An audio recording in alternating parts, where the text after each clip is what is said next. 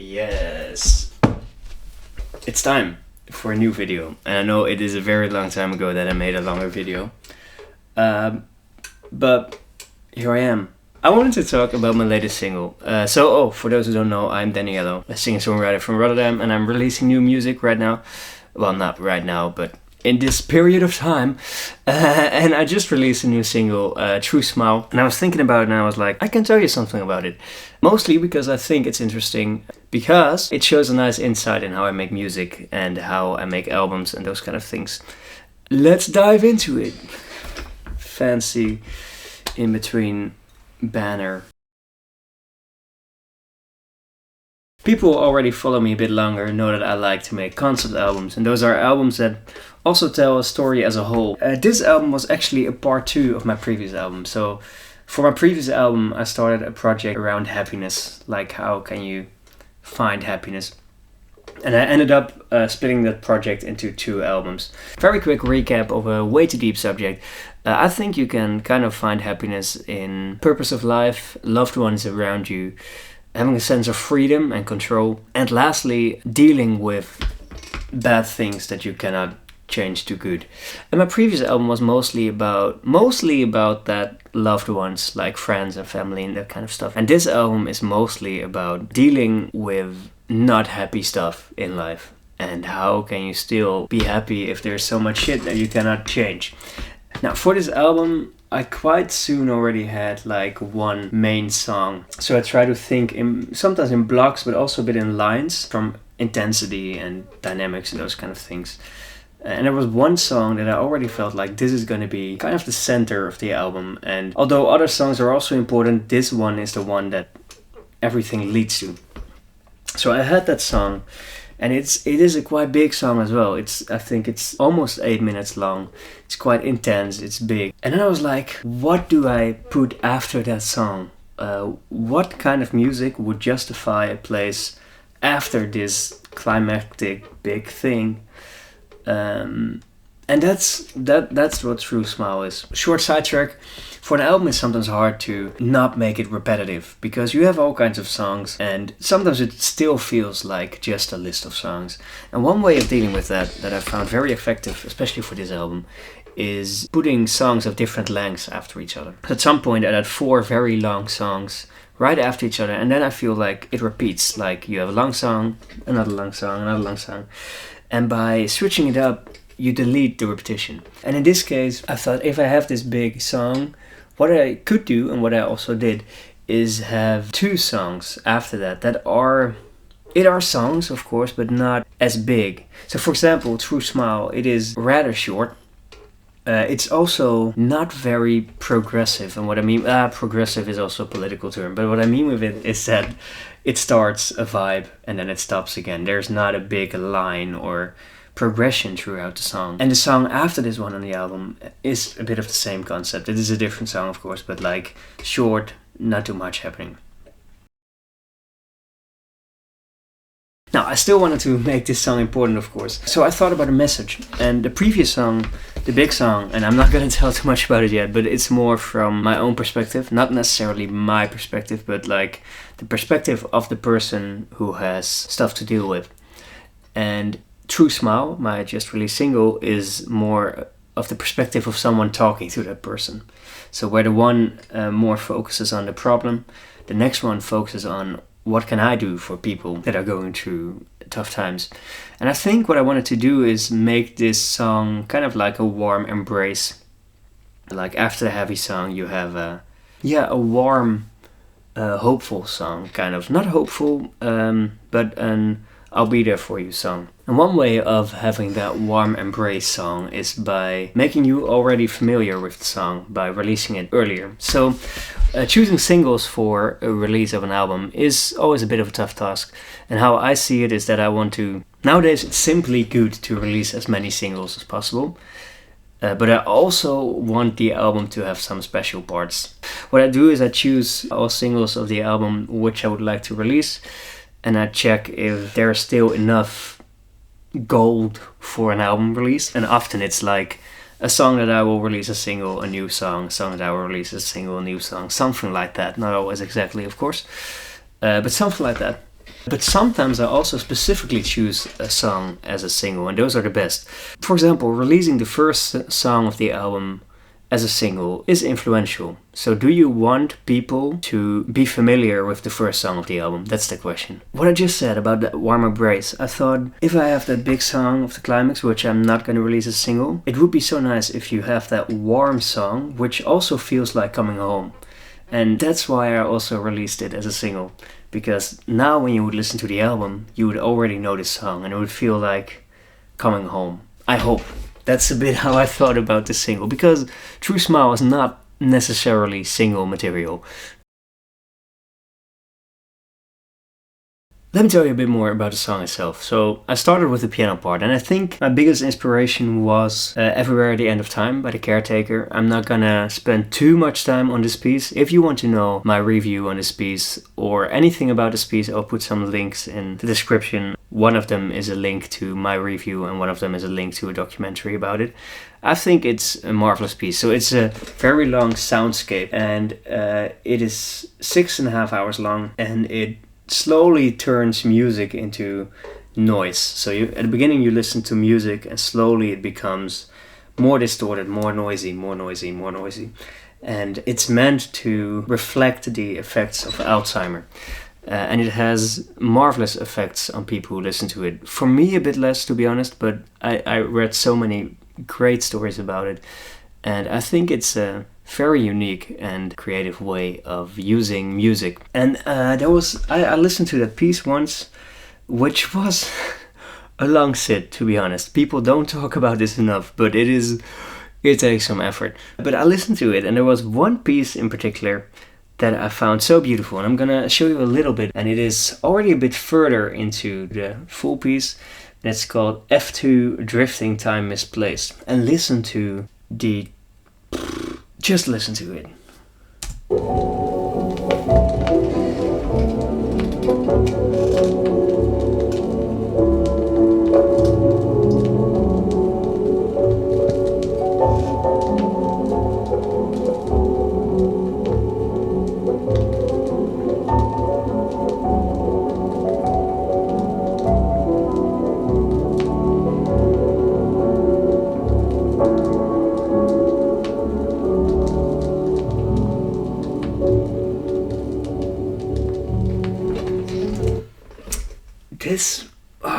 It has so much texture, so much nostalgia in it, and it is technically it's quite a bad way of mixing music, but I don't know, this is so unique to me.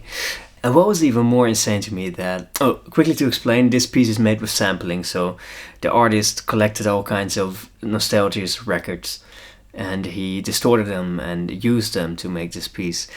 And what I found insane was that quite fast after I listened to this piece, I heard the original of this. And when I heard it, I was like, I recognize it. And it is, I'm quite sure it's that one. A Lullaby of the Leaves by Johnson & Johnson, I think. LAYTON and JOHNSTONE, that's it. Listen to this.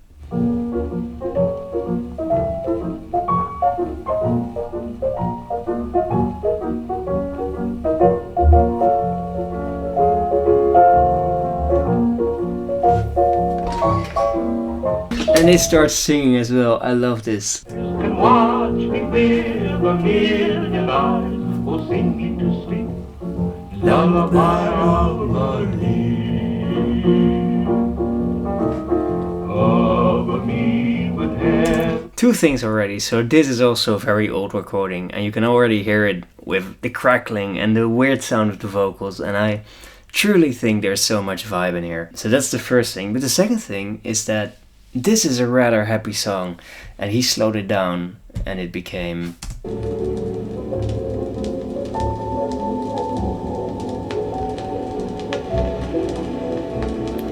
so different. And I also know quite some people who find this sound very scary. I think it's somewhere it is a kind of a mixture of good and bad. I don't know. It is strange. I think it's a bit similar to what I have with tango, actually. So tango is kind of... this is a sidetrack, but like tango feels to me like I shouldn't feel at home, but I do. I feel like it's a very real style. It's very rough. It's somehow a bit haunting, but at the same time, it is warm. I don't know if you get that, and I have it with this as well. So it is very real to me because it's not like sugarcane rainbow wonderland, but it is the real world to me. It's hard to explain. But what I did was I made my own piano rhythm first, a bit in a similar style, you might have noticed. And I also played it quite slow. So when I play it fast, it sounds... Oh, I can play it. I have a keyboard here. You're gonna hear quite some keyboard noise, I think, but we'll figure it out.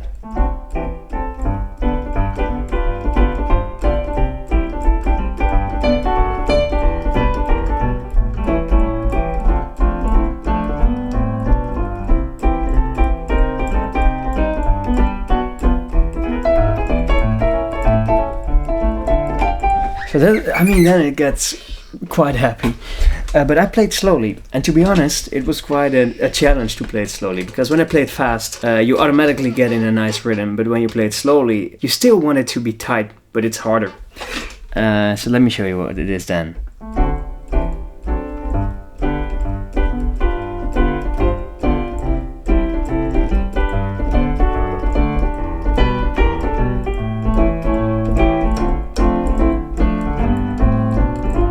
And I recorded it not on a click. I'll talk about that later. I like to record some songs without a click.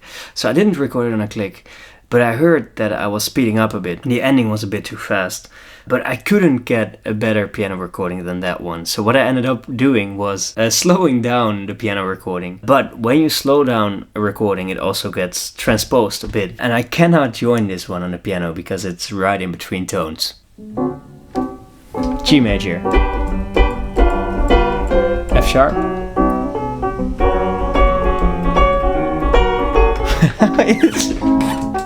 And I normally hate it when artists do this, but I didn't have another choice. And actually it's nice because otherwise I had to sing quite high, and now it's just a slight bit lower, so I could sing it more easy, which is nice for this song. So this one is in G half flat major, I guess, which was unintentional, but it did happen. Then the lyrics. Those were kind of hard. I think what is partly my strength in life in general, but also my weakness, is that I tend to always think in solutions. And that's mostly not a problem until you meet someone that has problems so big that it's very hard to find solutions. And it might even be impossible for me to find solutions. And I just have to sit there and comfort that person, and I find it very hard. I don't know how that works.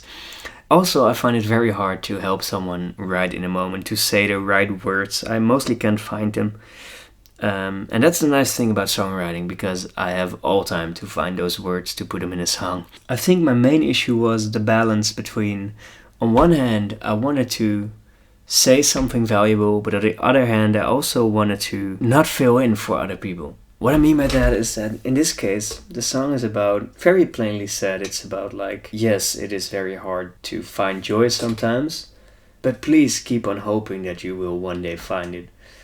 And I find it hard to say that because I have a very good life, and for me it's very easy to say like, keep on searching, it's somewhere. Especially because I'm not sure if it will be somewhere for everyone.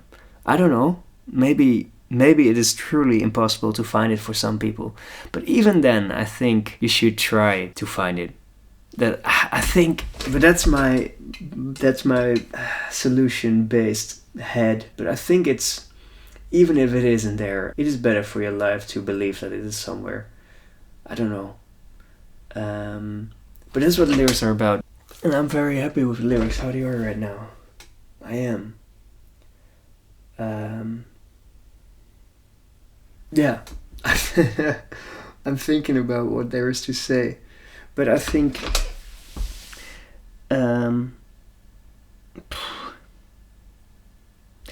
it was a hard thing in general for this album. Like, so as I said, the album is about finding joy in life when things sometimes suck, and of course my life sometimes sucks. But if I hear the stories of other people, other people's lives suck as well. And sometimes even way worse. And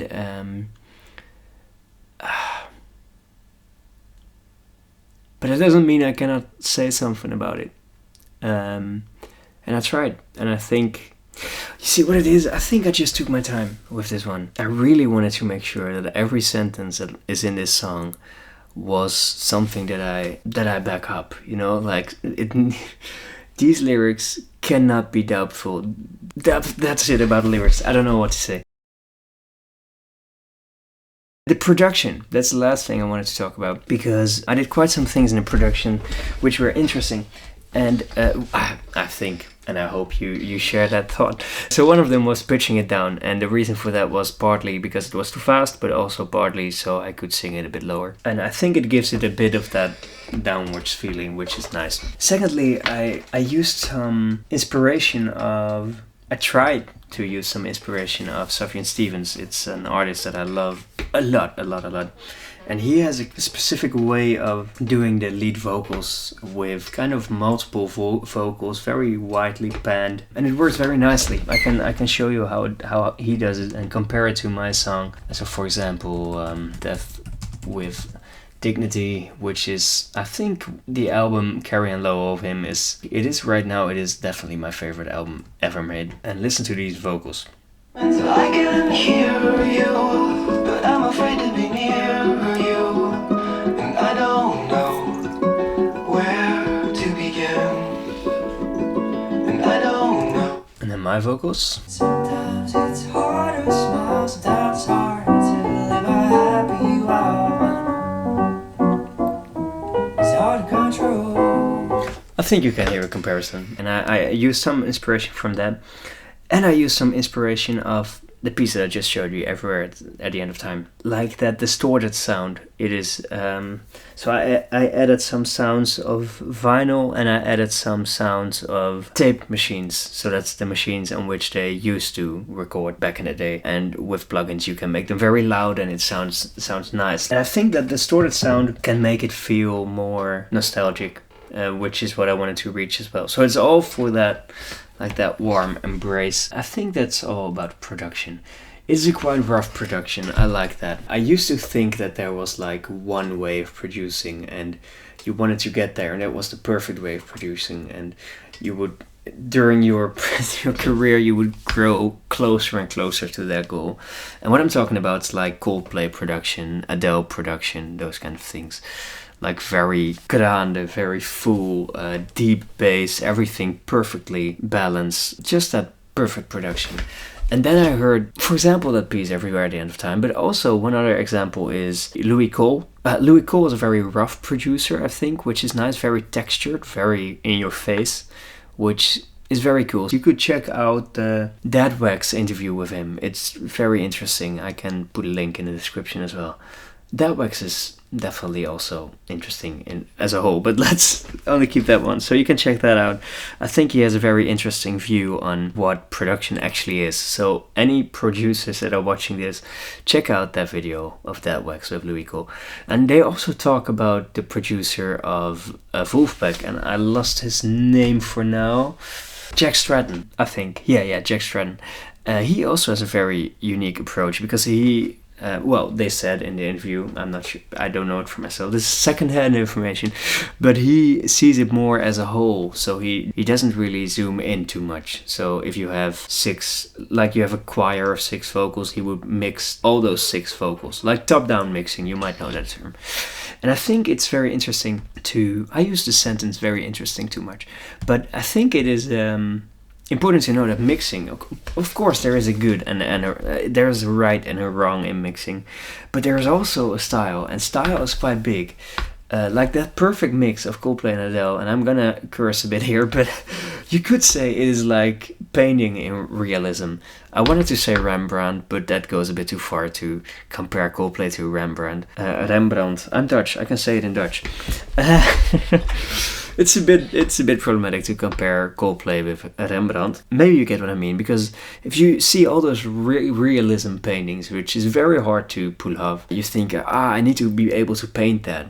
But then you look to a Van Gogh, and you're like, oh, but this is also beautiful, you know? Or you look to the scream and you're like, oh, this is also beautiful. Or Mondrian. You have so many different things, and you could categorize them in hard and less hard, but why would you? I mean, Van Gogh is also expensive. But I think you are allowed to do a lot in mixing. And once again, there is also a right and a wrong in many occasions, but there's also a very wide array of things that you can just do.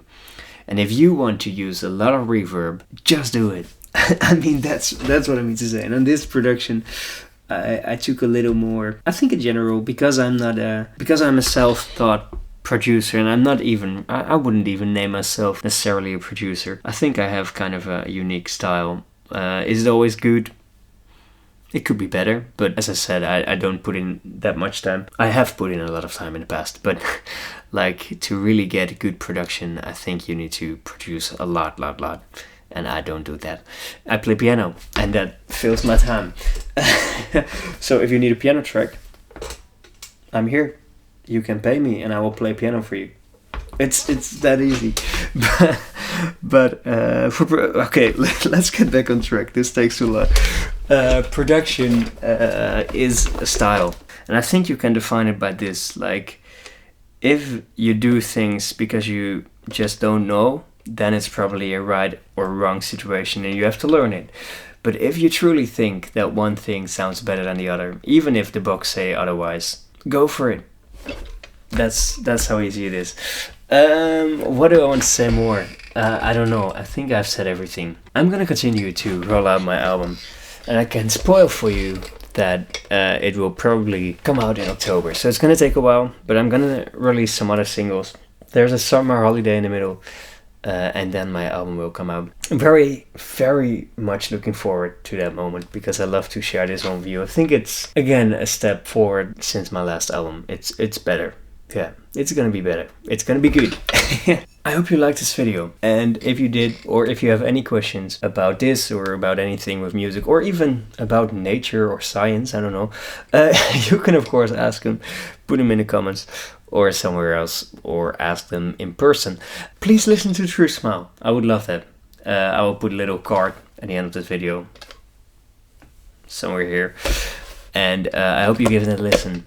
And I hope it may be of any significance for you. That's it.